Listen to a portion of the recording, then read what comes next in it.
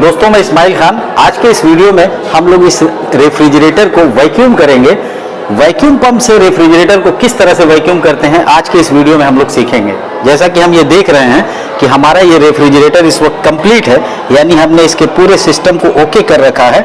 सबसे पहले हम इस सिस्टम को लीकेज चेक करेंगे और उसके बाद वैक्यूम करेंगे, लेकिन लीकेज चेक करने के लिए हम वैक्यूम करके ही लीकेज का पता लगा लेंगे। अगर सिस्टम हमारा अच्छी तरह से वैक्यूम हो और वैक्यूम स्टैंड कर जाए, इसका मतलब सिस्टम में कहीं लीकेज नहीं है। तो वैक्यूम करने के लिए जैसा कि आप ये देख रहे हैं, ये कंप्रेशर की चार्जिंग पाइप है और यहाँ से हम एक रबर की पाइप को इससे कनेक्ट करेंगे और ये पाइप का जो दूसरा सिरा है वो हम अपने मैनिफोल्ड गेज सेट से, जो हमारा कंपाउंड गेज है, उसके पोर्ट से कनेक्ट करेंगे। और फिर जो सेंटर पोर्ट होता है यानी सर्विस पोर्ट, यहाँ से हम एक दूसरी पाइप को कनेक्ट करेंगे और इसको हम इस वैक्यूम पंप के इनलेट से कनेक्ट करेंगे। थोड़ा सा वैक्यूम पंप को समझ लेते हैं। इसमें एक इनलेट होता है और एक आउटलेट होता है। इनलेट हमारा ये है, जहां से हम जब पाइप को इसको कनेक्ट करेंगे तो ये एयर को सक करेगा और इसी एयर को ये इस रास्ते से निकालता है। जब भी इस वैक्यूम पंप का हम इस्तेमाल करते हैं तो इस कैप को यहाँ से हटा देते हैं। यहाँ से हम ऑयल भी चार्ज कर सकते हैं, क्योंकि इसके अंदर ऑयल का लेवल हमेशा मेंटेन रखना होता है। जैसा कि आप ये देख रहे हैं, इसमें ये मिनिमम है और ये इसका मैक्सिमम है। तो कोशिश करते हैं कि ऑयल इसमें मैक्सिमम हो और जब ऑयल ख़राब हो जाए तो इसको टाइम टू टाइम चेंज करते रहना चाहिए। तो एक पाइप हम अपने इस कंपाउंड गेज के पोर्ट से कनेक्ट करते हैं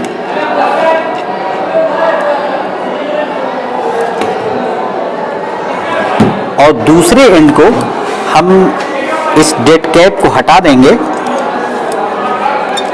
और चूंकि ये एनआरवी वाल्व है तो यहाँ पर जब हम ये पिन इस एनआरवी वाल्व से टच करेगी तो ये वाल्व खुल जाएगा, इसलिए हम इसे यहाँ पर कनेक्ट कर लेते हैं।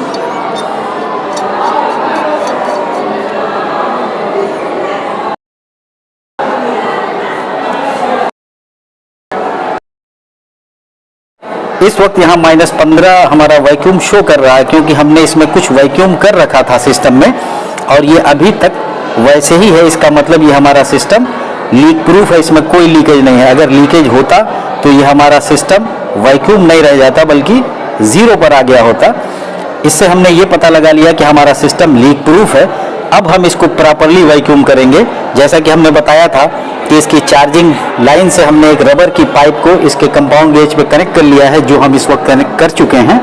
अब हम इसके सर्विस पोर्ट से दूसरी रबर की पाइप को कनेक्ट करेंगे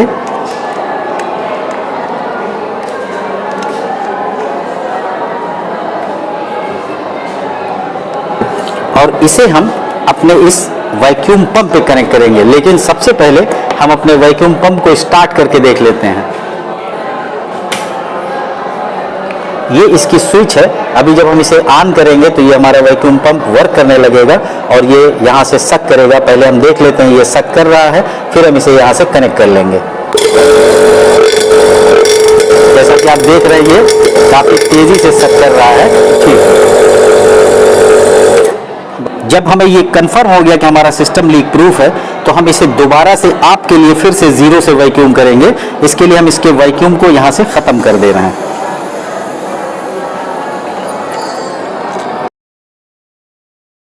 अब इस सिस्टम में जो थोड़ा सा वैक्यूम था लीकेज चेक करने के लिए हम लोगों ने रखा था, वो ख़त्म हो गया। दोबारा से इसे हम कनेक्ट करेंगे।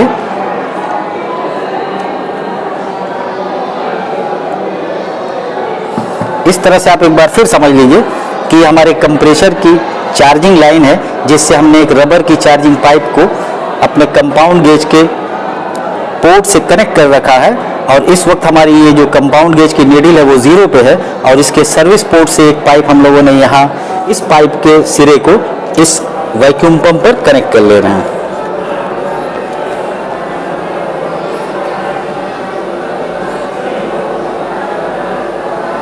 अच्छी तरह से कनेक्ट करने के बाद जब हम इस वैक्यूम पंप को ऑन करेंगे तो ये नीडल हमारी नीचे -30 तक जाएगी। थोड़ा टाइम लगेगा, इसको हम देखते हैं। इसको हम ऑन कर रहे हैं और ये हम, चूंकि ये हमारा वाल्व बंद है, इसको जब हम खोलेंगे तो ये इसकी रीडिंग नीचे जाने लगेगी।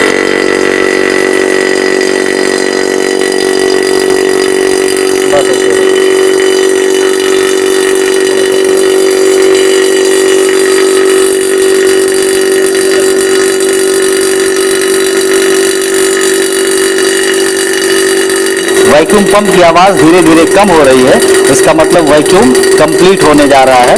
और ये अभी जब तक -30 तक पहुंच ना जाए हम इसको चलने देंगे, और -30 के बाद भी हम इसे कुछ देर तक चलने देते हैं।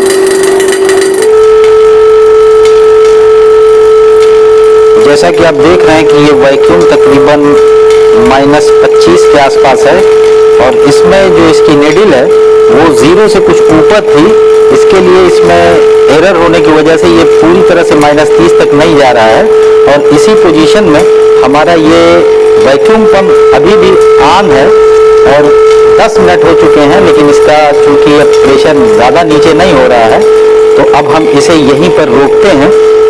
इसे -30 तक होना चाहिए, और मुझे लगता है ये -30 तक है। नीडल के एरर की वजह से रीडिंग और नीचे नहीं जा रही है। तो अब इसे किस तरह से हम बंद करते हैं, इसको ध्यान से देखिएगा।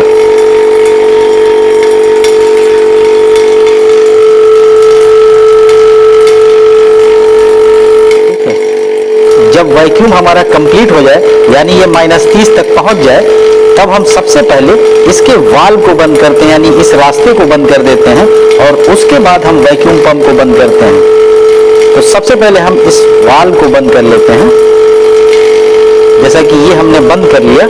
और अब हम अपने इस वैक्यूम पंप को ऑफ करेंगे। तो इस तरह से हमारा ये सिस्टम वैक्यूम हो चुका है। वैक्यूम पंप की मदद से किसी रेफ्रिजरेटर को किस तरह से वैक्यूम किया जाता है, यह आपने देखा। उम्मीद है ये वीडियो आपको पसंद आया होगा। चैनल को सब्सक्राइब कर लीजिए और ऑल नोटिफिकेशन बेल को जरूर प्रेस कर लीजिए, जिससे मेरी आने वाली सभी नॉलेजेबल वीडियो सबसे पहले आप तक पहुंचे। Thanks for watching.